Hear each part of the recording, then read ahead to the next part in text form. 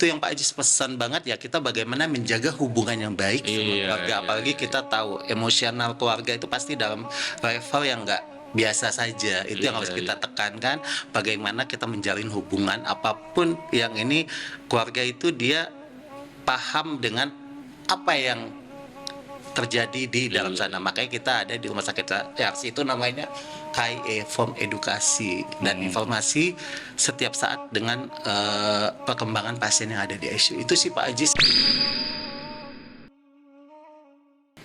Assalamualaikum warahmatullahi wabarakatuh.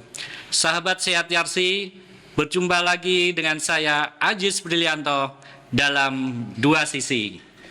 Pemirsa, alhamdulillah kali ini kita kedatangan tamu yang luar biasa, yaitu Uda Jufri. Assalamualaikum Uda. Waalaikumsalam warahmatullahi wabarakatuh. Apa kabar? Alhamdulillah sehat. Alhamdulillah.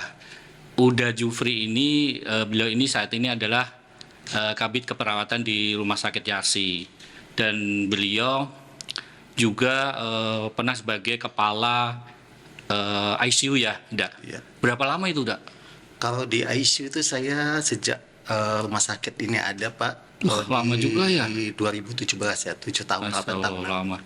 Lama juga ya, berarti pasti banyak cerita, banyak pengalaman yang mungkin bisa berbagi dan cerita dengan kita nih. Pastinya Pak. Oh ya, kalau bedanya ICU, ICCU, dan HCU itu apa sih, Dak? Kalau buat teman-teman awam gitu loh, kadang ada ICU, ICCU, HCU itu apa bedanya? Udah. Oh, yang pertama itu pasti dari unitnya dan fasilitas yang ada Pak, dan kebutuhan untuk pasiennya. Kalau ICU itu suatu unitnya, yaitu memang dia ada alat bantu nafas. Kalau awamnya itu ventilator atau ventilasi mekanik gitu loh Pak.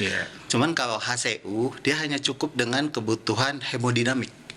Apa itu? Hemodinamik itu maksudnya kebutuhan monitornya aja, tanpa ada ventilatornya. Sedangkan kalau ICCU itu khusus untuk jantung. Jantung. Pos tindakan pasien-pasien kardiak atau cath lab kan di Yarsi ini ada. Selesai tindakan nanti dia ke ICCU. Jadi spesifik ke jantung.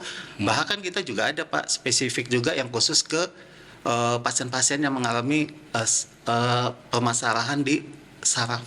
Apa itu? Stroke, pasien stroke. Kita ada namanya SCU. SCU. Stroke Care Unit. Bahkan kita juga punya intensif anak. Anak itu kita fasilitas juga dengan NICU untuk pasien-pasien yang neonatus. Dan itu ada juga PICU itu untuk anak. ICU anak. Itu di Rumah Sakit Yarsi ada semua ya? Ada. Ada. Dan itu dipisahkan setiap lantainya dengan fasilitas yang memadai dan canggih Pak. Kenapa kalau di ICU itu pasien-pasien di ICU itu tidak boleh ditungguin oleh keluarganya? Beda kan kalau di kamar rawat inap biasa gitu. Jadi gini, bukan tidak boleh ditunggui. Ditungguin itu tidak di dekat pasien. Maksudnya ada khusus waktu maksudnya di dalam itu nggak boleh ya? Nggak boleh. Itu kenapa? Karena makanya bedanya unit rawat inap biasa sama intensif itu bedanya karena kalau kita jaga di ICU tuh kita 24 jam berada di sisi pasien. 24 jam? Iya, sesuai dengan shift yang ada. Jadi pasien itu kita fasilitas ada suatu untuk tempat tunggu pasien. Jadi pasien ini di ruang tunggu, nanti kita fasilitas masuk itu dengan saat jam besuk. Jadi apapun kejadian pasien nanti kita akan fasilitasi untuk keluarganya standby di ruang tunggu. Berarti Uda Jufri sama tim 24 jam itu mengurusin pasien-pasien di ICU ya? Ya itu pasti Pak, karena apalagi pasien ICU itu butuh dengan namanya tadi saya bilang di awal ada bantuan alat bantu nafas. Yang itu kita setiap menit bahkan setiap detik kita harus lihat apapun perubahan yang terjadi pada pasien itu harus kita pantau dengan ketat. Itu namanya monitoring Mbak. Apa aja Dak yang kan 24 jam nih atau Uda Jufri sama tim memantau pasien di ICU? Apa aja Dak perawat atau perawat di ICU yang melakukan apa aja untuk pasien-pasien itu? Apakah cuma apa namanya, masalah medis doang atau apa aja dok? Jadi kalau yang nama di ICU itu kita teamwork Pak. Jadi kerjasama, bahkan di situ ada namanya dokter, ya nurse atau perawat, ahli gizi, farmasi klinis. Jadi kita satu kesatuan. Kalau tugas utama kita dari sisi nurse-nya, Iya. yang pertama ya kita pasti yang pertama itu kebutuhan dasar manusia harus kita penuhi. Dari kita memandikan, namanya personal hygiene, oral hygiene, apalagi yang kebutuhan-kebutuhan alat yang terpasang di pasien. Salah satu tadi alat bantu nafas tadi. Kita akan lihat perubahan nafas. Jadi pasien itu dengan alat bantu nafas dia yang tidak bisa bernapas spontan, jadi bisa bernafas spontan, napas sendiri gitu Pak Ajis. Jadi napas sendiri kita monitoring, kemudian kita melayani pasien ya, bukan segi jasmaninya aja, rohaninya juga kita penuhin seperti itu. Jadi kita saat pasien butuh kita fasilitasi BAB, buang air besar maksudnya Pak Ejis ya, Datu. Itu yang ngurusin Kita semua memandikan, bahkan kalau di ICU itu kita fasilitas mandi bisa 2 kali atau kebutuhan sesuai kebutuhan pasien. Jadi kita cukup sih, makanya kalau pasien-pasien di ICU itu benar-benar petugasnya nggak boleh kemana-mana, standby, makan pun petugas harus gantian. dan harus sabar ya. Itu pasti Pak Ajis. Jadi udah kayak orang tua semua, itu kayak orang tuanya sendiri ya, Iya. kayak keluarganya sendiri ya. Betul, Benar-benar betul, ya. betul. Kita harus menganggap pasien itu bagian dari keluarga kita sendiri. Itu udah jiwanya teman-teman di ICU seperti itu. Karena memang kebutuhan pasien kan itu total, Iya. totalitas gitu Pak Ajis. Luar biasa dah. Mungkin kan udah lama ya. Mungkin ada nggak dari selama udah di ICU itu ada pengalaman yang mungkin baik dari sisi rohani maupun dari sisi pengalaman yang bisa di-share ke kita, yang mungkin pengalaman yang luar biasa yang mungkin tidak akan bisa dilupakan selama waktu di ICU.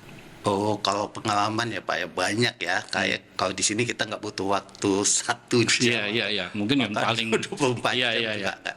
Saya pernah mengalami kondisi pasien yang pertama ya, kita harus jaga itu Pak, untuk pasien di ICU kan namanya keluarga menitipkan pasien ini ke kita.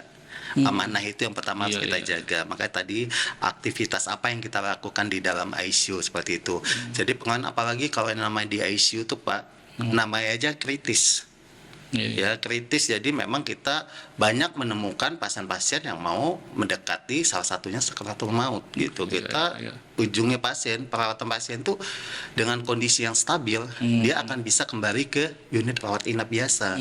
Tapi dengan kondisi yang berat, umpamanya Pak, itu biasanya kita fasilitasi pendekat ke keluarga, apalagi di RC itu Rumah Sakit Syariah salah satunya Pak, yang kita fasilitasi tadi. Selain saya bilang rohaninya, ibadahnya itu pendampingan pasien. Kalau yang saya alami di pasien ICU sih, saya pernah ke pasien itu bagaimana saya memotivasi pasien. Karena pasien dipasang alat bantu nafas itu pasti nggak nyaman, karena ada selang yang masuk ke dalam kerongkongan pasien, jalan nafas pasien intinya seperti kata medisnya Pak. Jadi itu bagaimana kita memotivasi pasien tuh kadang-kadang berontak, ngelawan, makanya kita fasilitasi, karena nggak boleh di ICU namanya alat bantu nafas itu tercabut sama itu bagaimana memotivasi pasien-pasien yang sudah seperti itu dah? Jadi kita edukasi pasiennya, kita hadapi pasien bagaimana ibu harus ikutin. Karena kadang-kadang pasien tuh nggak paham gitu Pak Ajis. Jadi kita kasih motivasi dan edukasi bahwa alat bantu ini untuk ibu ikutin. Kita standby di sini, ada dokternya, ada petugas yang lain yang akan bantu ibu di sini. Jika pasien-pasien yang masih sadar ya Pak ya, masih ada kontak gelisah, kita fasilitasi dengan menulis. Karena pasiennya kan nggak bisa bicara, jadi nggak bisa ngomong, jadi kita fasilitasi, tulis apa keluhan ibu, kenapa ibunya bapak ibu nyaman atau bagaimana, itu yang kita kadang-kadang kan banyak dahak gitu Pak, jangan kayak gitu Pak, banyak. Saya pernah ngalamin, akhirnya pasien tuh benar ngikutin sesuai dengan arahan kita. Kalau memang gelisah banget, biasanya kita pakai kasih obat ya Pak ya. Jadi pasien itu pernah sampai dia lepas alat bantu napas, sampai pindah, sampai pulang, bahkan bilang ke saya, Oh, ya itu dia anak seorang yang punya rumah sakit juga, Pak. Boleh nggak? Oh, udah ikut kerja di anak saya. Tapi kita kan namanya Masya kerja, semua pasien itu sama. Jadi merinding nih saya. Iya, jadi seperti itu Pak. Banyak sih Pak, apalagi pasien-pasien yang memang saat-saat dengan kondisi case yang berat gitu Pak. Yang Iya, iya. saat saya bilang tadi sakaratul maut itu benar-benar kita butuh pendampingan. Nah, itu udah mungkin kan beberapa atau mungkin ada udah nemuin pasien-pasien yang akhirnya kita udah ikhtiar akhirnya meninggal ya. Dalam proses itu mungkin menemuin kondisi sakaratul maut. Nah, apakah udah pernah kondisi pasien-pasien yang mendekatin sakaratul maut itu selama ini kondisinya gimana, Dak? Pasti itu banyak sekali ditemuin Pak. Iya. Makanya saya salah satunya Pak yang namanya kita di ICU itu nggak ada tiba-tiba Pak. Jadi setiap kondisi penurunan pasien itu pasti kita harus pantau dengan ketat. Seperti Pak Ajis tanyakan tadi, untuk menghadapi pasien sakaratul maut itu kan kita nggak tahu kapan Iya, saja iya, terjadi. iya, Pak. iya. Tapi kita secara medis, kita petugas-petugas di ICU pasti kita tahu ada tahap-tahapannya. Apalagi kalau kita sudah memang bekerja di ICU dengan pengalaman yang cukup panjang, Iya, iya. tahap-tahapan itu pasti bisa kita lihat tanda-tanda pasien menghadapi sakaratul maut. Gak boleh di ICU tanpa Kelihatan itu ya, sakaratul maut. Ada. Kalau udah kemudian biasa nanti, orang ya, ini udah ya gitu. tahap saat dia mau henti jantungnya berhenti itu tahapan itu harus kita langsung atasin. Itu namanya kita lakukan resusitasi. Dan bedanya di rumah sakit ERC ini dia itu gini Pak Ajis, salah satu kita kan rumah sakit syariah Iya, iya, iya. ya, dengan ini kan Islam gitu Iya, kan. iya. Dasarnya Islam gitu Iya. ya, sesuai visi rumah sakit di sini kita fasilitasikan itu. Jadi kalau saat menghadapi pasien sakaratul maut Iya. ya, kita akan pendampingan talqin namanya. Talqin. Iya, jadi bahkan sebelum tindakan alat bantu napas tadi, Iya. itu pun kita juga ada pendampingan untuk keluarga pasien yang kita dampingin untuk mengucapkan Iya, iya, la iya. ilaha illallah dulu, talqin Iya, iya. seperti itu. Hmm. Jadi itu Pak Ajis. Jadi apalagi sama sholat, kadang-kadang pasien koma pun kita tetap bisikin Pak Ajis. Iya, iya, iya. Jadi Oke, untuk oke. sholat gitulah, apalagi pasien-pasien sakaratul maut itu ya banyak yang kita lihat dengan ya kita nggak tahu ya itu Pak Ajis. Jadi kondisi-kondisi yang memang pasiennya itu contohnya seperti ini, dengan memang lama, cepat, tapi kita tidak bosan-bosan untuk tetap bisikan Iya. ke telinga kanan pasien dengan tadi ya Talqin juga kita ya. Jadi secara medis juga iya. ada apa tadi resusitasi, terus ada dari sisi rohani pendampingan iya. talqin. Jadi kita nggak sisi Mungkin pernah nemuin nggak? Jadi ketika terakhir pasien itu bisa mengucapkan la ilaha illallah atau kalimat terakhir gitu. yang kita ucapkan.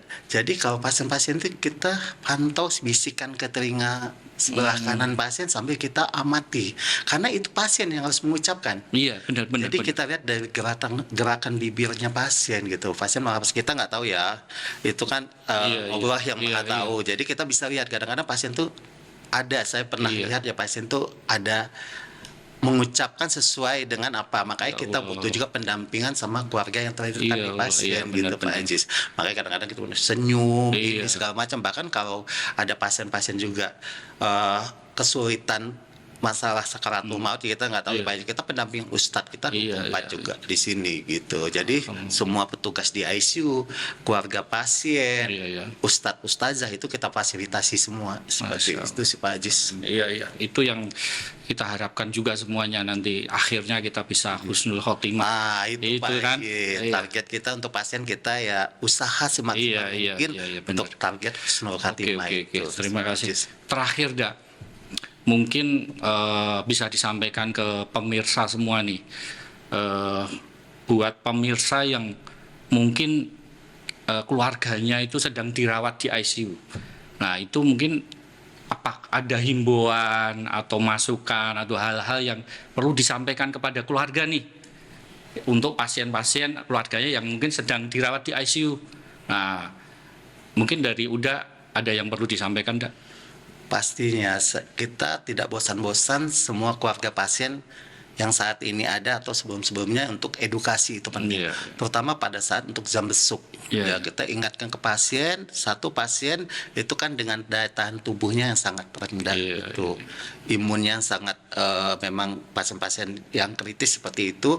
Jadi yang pertama kita pengendalian infeksinya dulu. Jadi pas keluarga pasien sebelum masuk tuh wajib, bahkan saya fasilitasi setiap bed ICU itu ada yang namanya untuk cuci tangan, pakai hand rub. Karena tangan kita keluarga itu akan menyentuh pasien. Ya, jadi lakukan dia namanya kalau secara medis itu 5 moment. Jadi itu yang kita ajarkan, bahkan security kita libatkan untuk setiap keluarga yang berkunjung, dan kita batasi juga untuk jam kunjungnya. Itu yang pertama. Yang kedua, untuk keluarga terdekat tadi bisikan ke keluarga. Karena semua kebutuhan pasiennya kadang-kadang kita juga libatkan keluarga, kayak makan, harus libatkan semuanya. Buat motivasi bahkan juga, kalau di ICU kita itu Pak, ICU itu kadang-kadang kan untuk keluarga salah satunya ada yang namanya tracheostomy. Itu yang benar-benar kita sudah ajarkan ke keluarga, karena nanti kita di rumah sakit di ICU, setelah itu pasien kan akan pindah ke rumah. Bagaimana persiapan keluarga? Itu yang Pak Ajis pesan banget ya, kita bagaimana menjaga hubungan yang baik sama keluarga. Apalagi kita tahu emosional keluarga itu pasti dalam level yang enggak biasa saja. Itu yang harus kita tekankan, bagaimana kita menjalin hubungan apapun yang ini, keluarga itu dia paham dengan apa yang terjadi di dalam sana. Makanya kita ada di rumah sakit RC itu namanya KIE, Form Edukasi dan Informasi setiap saat dengan perkembangan pasien yang ada di ICU. Itu sih Pak Ajis, banyak sih sebenarnya Pak Ajis kalau pengen diceritain. Ini berhubung dengan waktu juga. Terima kasih Dak.